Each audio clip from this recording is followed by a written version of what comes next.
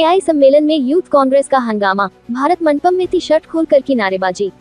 कड़ी सुरक्षा के बाद भी भारतीय युवा कांग्रेस के कार्यकर्ताओं ने एआई सम्मेलन में घुसकर पीएम नरेंद्र मोदी के खिलाफ प्रदर्शन किया। प्रदर्शन के जरिए प्रदर्शनकारियों ने मुख्य तौर से इंडो यूएस ट्रेड डील के विरोध में प्रदर्शन किया। पुलिस ने मौके से कुछ लोगों को हिरासत में लिया और कानूनी कार्रवाई की। यूथ कांग्रेस अध्यक्ष उदय भानु ने कहा कि भाजपा सरकार देश के असली मुद्दों विशेषकर बेरोजगारी से ध्यान भटकाने के लिए बड़े आयोजन कर रही है।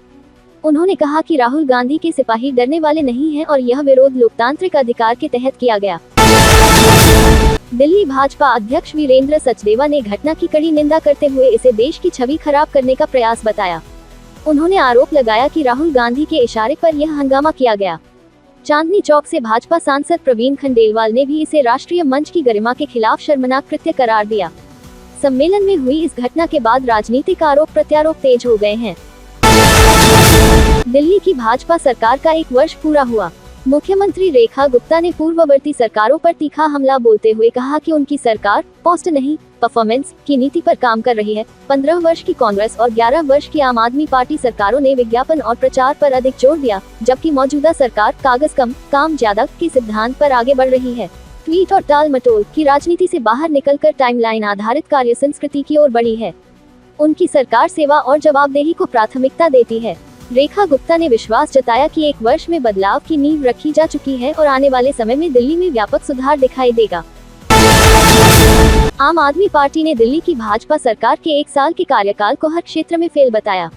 पूर्व उप मुख्यमंत्री मनीष सिसोदिया ने कहा कि भाजपा सरकार का 1 साल दिल्ली वालों के साथ फर्जीवाड़े का रहा। रेखा गुप्ता सरकार ने पूरे साल दिल्ली की महिलाओं, प्रदूषण कंट्रोल, मिडिल क्लास, युवाओं, गरीबों समेत पूरी दिल्ली के साथ फर्जीवाड़ा किया। लिहाजा अब दिल्ली की जनता को अरविंद केजरीवाल की याद आ रही है। दिल्ली में भाजपा सरकार के 1 वर्ष पूरे होने पर प्रदेश कांग्रेस के प्रदेश अध्यक्ष देवेंद्र यादव ने हमला बोला।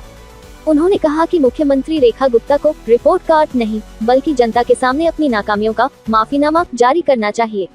यादव ने आरोप लगाया कि ट्रिपल इंजन सरकार जनता की अपेक्षाओं पर खरी नहीं उतरी और पिछले 12 महीनों में वादा खिलाफी के उदाहरण सामने आए। भाजपा सरकार के 1 वर्ष पूर्ण होने पर प्रदेश भाजपा के अध्यक्ष वीरेंद्र सचदेवा ने मुख्यमंत्री रेखा गुप्ता के नेतृत्व को दायित्वबोध और जवाबदेही का मॉडल बताया। उन्होंने कहा कि बीते 1 साल में दिल्ली ने स्थिर, संवेदनशील और निर्णयात्मक शासन देखा है और 27 वर्ष बाद दिल्ली को ऐसी सरकार मिली है जो जनता दरबार के माध्यम से सीधे नागरिकों से संवाद और समस्याओं का समयबद्ध समाधान करती है। मुख्यमंत्री रेखा गुप्ता ने दिल्ली सरकार के 1 वर्ष पूरे होने पर मरघट वाले हनुमान मंदिर में पूजा की। इस दौरान उन्होंने विकसित दिल्ली का संकल्प दोहराया। उन्होंने कहा कि जनता का विश्वास उनकी सबसे बड़ी शक्ति है। नरेंद्र मोदी के मार्गदर्शन में सेवा, पारदर्शिता और नई कार्य संस्कृति के साथ सरकार आगे बढ़ रही है। सराय काले खां से मेरठ के मोदीपुरम तक 82 किलोमीटर लंबा नमो भारत कॉरिडोर 22 फरवरी से पूरी तरह जनता के लिए खुल जाएगा। इसके साथ ही ये देश का पहला ऐसा नमो भारत कॉरिडोर बन जाएगा जो अपनी पूरी लंबाई में एक सिरे से दूसरे सिरे तक संचालित होगा। परियोजना को एनसीआरटीसी ने विकसित किया है, जो एनसीआर में regional rapid transit system RRTS लागू करने वाली एजेंसी है। डीडीए की प्राधिकरण बैठक में वर्ष 2026-27 का बजट मंजूर किया। बैठक में 48 ग्रामीण गांवों के शहरीकरण, नरेला में मल्टी स्पोर्ट स्टेडियम, रिठाला कुंडली मेट्रो डिपो हेतु भूमि उपयोग परिवर्तन और अटल कैंटीन के लिए भूमि आवंटन जैसी प्रमुख योजनाओं को स्वीकृति दी गई।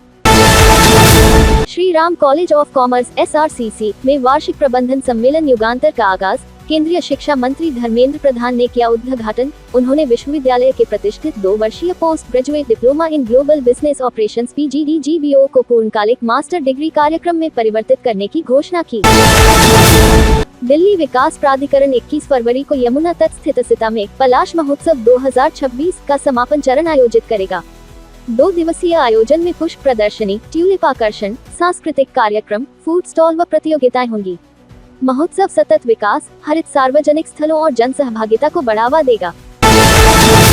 उत्तम नगर ईस्ट मेट्रो स्टेशन पर 12वीं के छात्र ने मेट्रो ट्रेन के सामने छलांग लगाकर दी जान, नहीं मिला कोई सुसाइड नोट। मरने वाला छात्र परिवार का इकलौता संतान। पुलिस परिवार वालों से पूछताछ कर खुदकुशी के कारणों की जांच कर रही है।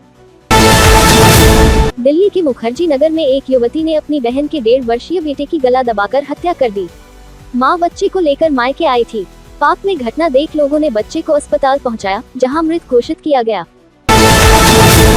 खराब श्रेणी में पहुंची हवा। CPCB के मुताबिक 204 वायु गुणवत्ता सूचकांक AQI दर्ज। ये हवा की खराब श्रेणी है। कई इलाकों में AQI 300 के पार। दिल्ली में अगले 7 दिन मौसम सामान्य से गर्म और ज्यादातर साफ रहने की संभावना है। मौसम विभाग के अनुसार 25 फरवरी तक अधिकतम तापमान 27-31 के बीच रहेगा, जबकि न्यूनतम तापमान 12-16 डिग्री सेल्सियस के आसपास रहने की उम्मीद है। इस दौरान आसमान ज्यादातर साफ रहेगा, लेकिन सुबह के समय हल्की धुंध देखने को मिल सकती है।